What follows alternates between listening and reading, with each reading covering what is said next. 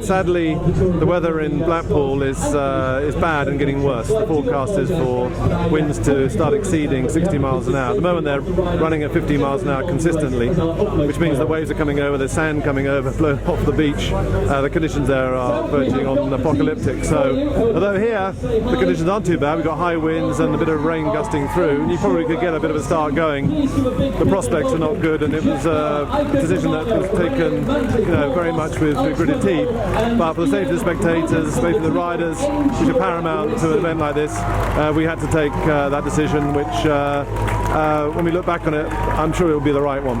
Yeah, I think the forecast for the rest of the race is improving, and tomorrow is going to be sunnier. The further south we go, I think the weather forecasts are getting a lot better. I think so, yeah, they made a decision to quite bad out, so it's disappointing. Would have been a good stage for us.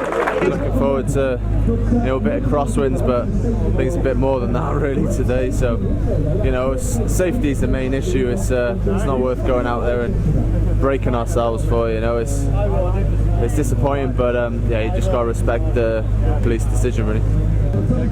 Tomorrow's a tough day, tough finish. I think a lot can happen tomorrow. Is usually a breakaway in this race. I think tomorrow's probably a good chance of that. Wales for sure. I want to try and do something. Hopefully I'll have good legs and we can try and win it. It's always a disappointing decision, but the reality is, it's always the wrong decision until something happens, and where do you make that decision? Do you make the decision once somebody's injured and broken arm and can't ride the World Championships that they've been training for 4 months?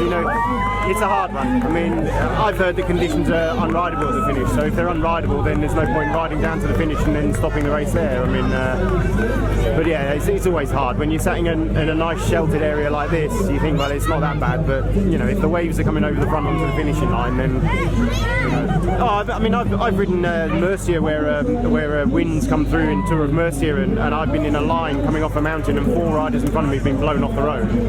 I mean, but then then what do? They cancel the stage or they neutralise the stage after that. Everyone's given the same time, but it doesn't help the 4 guys that got blown off the road and were in hospital with their arms being put back together. So and then Volker ridden in the snow and all sorts of things. I mean, yeah, we've ridden in some pretty harsh conditions.